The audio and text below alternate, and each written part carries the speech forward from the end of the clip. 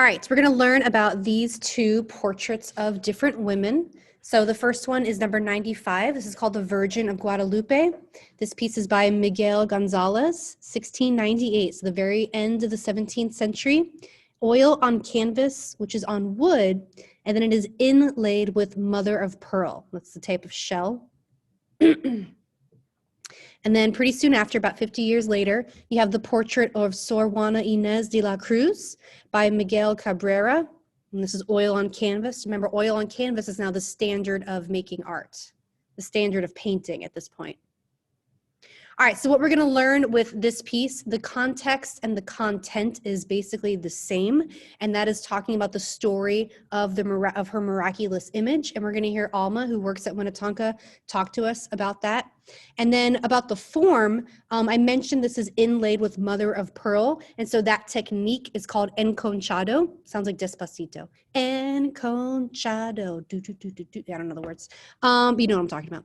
So we also heard about enconchado with the Screen of Belgrade piece we talked about. So what's nice about this is it has these really reflective surfaces. So when the light will hit this, you'll actually have that light radiating out. And there's also the gold on there as well. So it helps to create even more sacred image with the reflections of light. All right, again, let's think about what's happening, what led up to this. So remember, we have the Aztecs living in Mexico, and the name of their city, of the capital, is Tenochtitlan. So when was the fall of Tenochtitlan? When did the people from Spain, the Spaniards, come and conquer? So this happened in 1521. So this is from Khan Academy. So with the Spanish colonization of the Americas, the devotion to the Virgin Mary crossed along with them, right? Along with guns and diseases, they're also bringing their ideas about religion and faith. So after the defeat of the Aztec capital of Tenochtitlan in 1521 and the establishment of the Spanish viceroyalty of New Spain, the Virgin Mary becomes one of the most popular themes for artists. So 1521 is when the fall of Tenochtitlan happens, and then 10 years later is where we have the story of the Virgin of Guadalupe.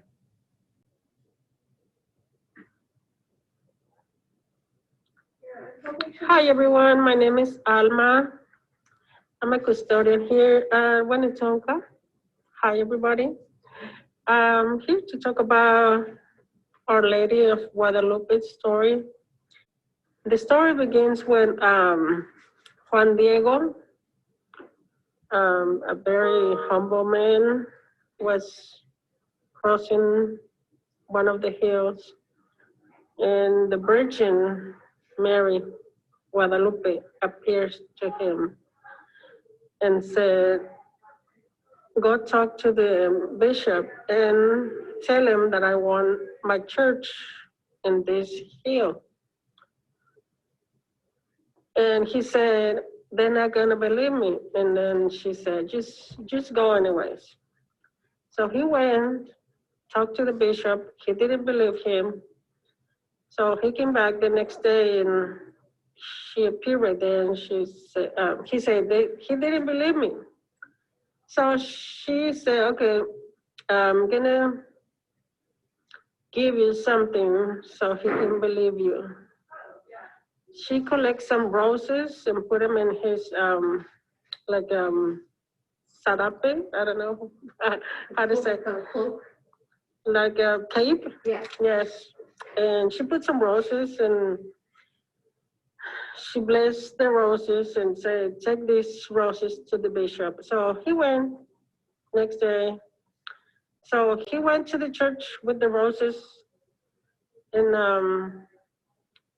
as soon as he unfolded his cape, the bishop and other preachers just get on their knees because the image of the Virgin of Guadalupe was in his cape, clothes. I don't know how to say it. So that's why they have this Tepeyac hill in Mexico. It's a big church for her, and every year thousands of people just visit the church. And We have to pray the rosary. When I was growing up, my grandfather always put Christmas lights and flowers on December 12th because that's the day we remember. And that's how we grew up praying. All right, so that was really nice of Alma to come in and talk about her religion and her faith. And since she's from Mexico, she has a better understanding of it than I do. So I appreciate her doing that for us. All right, so our image is one of the many replicas of this miraculous image that was on Juan Diego's cape or cloak, that fabric. So what kind of, if you look at our image, what kind of recognizable iconography? Iconography is like easily recognizable. What are you seeing that you've seen before? A couple things. You have this shape that is above the Virgin of Guadalupe, and that is the dove that represents the Holy Spirit, and it's kind of in this cloud-like shape. So this is supposed to be, you know, the wings. And again, this is done with enconchado. This is by an inlaid shell. And you can easily relate this to the Christian iconography we've been talking about all throughout Unit 3. This is from Khan Academy. So by the 17th century, when Creoles were looking for ways to emphasize New Spain's greatness and uniqueness, and Creole is one of the terms of like mixing of different ethnicities and races. I think I talk about it with the next artwork. So there's this symbol of the eagle on the cactus, which we've talked about before, right? This, once again, it becomes popular as a symbol for Mexico City because it relates back to that Aztec founding legend of how they ended up in Tenochtitlan, which is now Mexico City. So its inclusion here, as well as in many other artworks, signals the Virgin of Guadalupe's direct connection to the people of New Spain, and so connects to the Creoles as well. In the telling of the story, Juan Diego has also described her as being dark-skinned with garments as brilliant as the sun. And then you look at how the artwork was created, and there's these radiating, you know, sun rays of light coming out. There's the inlaid shell, which is also reflecting the light. And then she's depicted with kind of this, like, you know, darker ashen type of skin. And this is from the book of Revelation. A great sign appeared in the sky, a woman clothed with the sun, with the moon under her feet, and on her head a crown of 12 stars. And then this is happening, this artwork is happening at a time when the natives are also being converted to Christianity because they were Aztecs and they had their own different beliefs and different gods. And then remember, the Spaniards from Spain are coming in, and with colonization, they're also bringing their religion and then converting everybody to their beliefs. But since this vision came to a native person, Juan Diego, it's going to help with others converting as well. So here's again from the Khan Academy article. So Mary's appearance to Juan Diego as one of his people, is a powerful reminder that Mary and the God who sent her accept all peoples.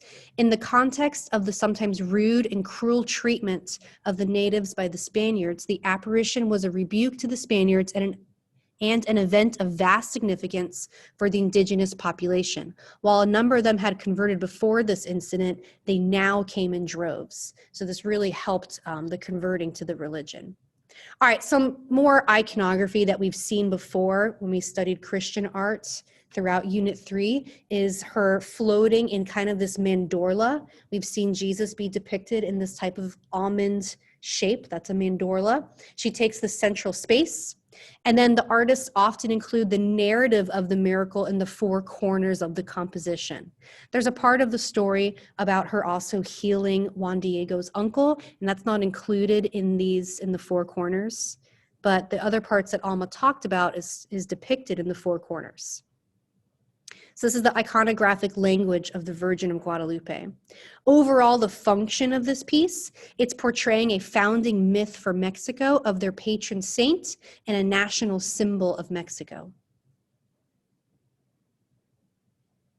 Okay, she's played an important role in Mexican nationalism and identity. During a religious revival in Mexico in the late 19th century, preachers declared that the foundation of Mexico could be dated to the time of the apparition of Our Lady of Guadalupe because she freed the people from idolatry and reconciled the Spanish and the indigenous people in a common devotion. That's something positive. Hey, and there's Lizzo. What's interesting is when you see pop culture and then you can't help but think, what is this referencing, right? This could also be referencing the birth of Venus with her not being clothed. And she kind of has, but she also has this cloak of roses. So I don't know. I immediately saw a connection also with that mandorla shape around her, the leaves that's kind of been painted, kind of radiating out. And then she has these men in the two corners. I saw a connection. I don't know. That's just me. All right. I looked this up. What is the difference between the Virgin Mary and Guadalupe? Pretty much the same idea. So there's that if you want to look at that a little further. All right. So now we're going to talk about Sor Juana Inés de la Cruz. I love that name. Essential question. Why is she considered the first feminist of the Americas? I think this is really interesting. She's someone I never heard of before when I was, before I started teaching this class. That's the answer. Oh my gosh. Hang on. Pause. Okay, much better. All right, so she is born to a Creole family. We just talked about that word. This is mixed European and Black descent. When there's that really awkward Costa painting where it's trying to, it's almost like these scientific research paintings of the mixing of ethnicities and race. All right, she is a literary figure, which means she has written and published books, poems, and plays. She was also a lady in waiting, which means she is a woman who attended the queen. Because of this, she got really close with the viceroy's wife, very good friends, and possibly had a romantic relationship. And we believe that because there is exotic poetry that is found that she had written to the viceroy's wife. So that is why there's that belief. That's the claim, or the evidence that supports the claim. Context about her, she did not want to get married. Well, what happens to ladies that don't want to get married, right? They just become crazy cat ladies, or you send them off to a convent to become a nun. That's basically your other option. So she chose to be a nun so she could continue her intellectual interests, right? You either get married and you have babies, or you become a nun, and then she can continue doing what she was actually interested in. Here's a quote by her. Who has forbidden women to engage in private and individual studies? Have they not a rational soul as men do? I have this inclination to study, and if it is evil, I am not the one who formed me thus. I was born with it, and with it I shall die. I love that because she's saying, I'm not the one that created myself. Someone else created me, and this is who I am. All right, so here's some context. This is what happened to her when she's at the convent. She's able to maintain and keep a great library of all these different philosophical, different texts. And then she responded to criticism that she received as a female writer, and it culminated into one of her most famous works that she wrote called The Answer. This work defended her right as a woman to write and to be a scholar. And this is from that her famous text. She said, I do not study in order to write, nor far less in order to teach, which would be boundless arrogance in me, but simply to see whether by studying I may become less ignorant. This is my answer, and these are my feelings. And I feel like that's what education should be. We should want to learn more just to become a little less ignorant, right? All right, 1691, she writes the famous text defending rights of women to study and write, and therefore comes under pressure from the church hierarchy to abandon her studies. So she ends up writing a controversial letter of a church official, and she gets in a lot of trouble for this. They censor her, they take away her library, they take away all of her writing utensils, and she is no longer allowed to read or write. And that was her life. So after this, she just begins taking care of the sick. There's a plague, and then she gets the plague and she dies. Kind of sad. Overall, she's become an icon for feminist and LGBT movement, and there's a series about her on Netflix. I tried to watch it, couldn't get past the first episode, but it's there. All right, we don't need to know dates, but it's pretty young. So this is good to know, though. She was not sitting for this portrait. This portrait was made after she had already passed away, and it's made during a time period called the Age of Enlightenment. This is from Wikipedia, sorry. But you can see the painting was made like right in the middle of this movement going on where it's heightening intellectuals. Look at all of these smart people and how great they are because they're smart. And actually, when we go to Unit 4, so this piece is actually the last piece in Unit 3. We're going to take a break and look at Indigenous artwork. But when we go back to Unit 4, it's going to start at the Age of the Enlightenment. So the Age of Enlightenment is most closely associated with scientists and inventors, but writers and artists also play major roles. They help spread Enlightenment concepts via the written word, blah, blah, blah. This artwork by Joseph Wright of Derby, that's going to be our first artwork of the Enlightenment. But it basically, oh, hi there, there's that weird sound again, hang on. Basically, it's about heightening intellectuals and philosophical theories. Reminds me a lot of the School of Athens from the High Renaissance by Raphael, right? Instead of painting religious figures as these holy gods, it's basically depicting Plato and Aristotle and all these architects and mathematicians in this high social status that religious people were put up to. All right. Pretty obvious. How is this a groundbreaking portrait? How is this not a typical portrait of the time? How is this very different to portray a female? Well, on the left and the right, you have these very typical female portraits, right? We're holding a fan. I'm holding a little delicate bird. I have all this excess of fabric. I have my hair all done up, right? It's like aristocracy and wealth and luxury and dainty feminine objects. That's how women are portrayed versus men are typically portrayed as smart scholars. So this is pretty groundbreaking because it's depicting a female as an intellectual.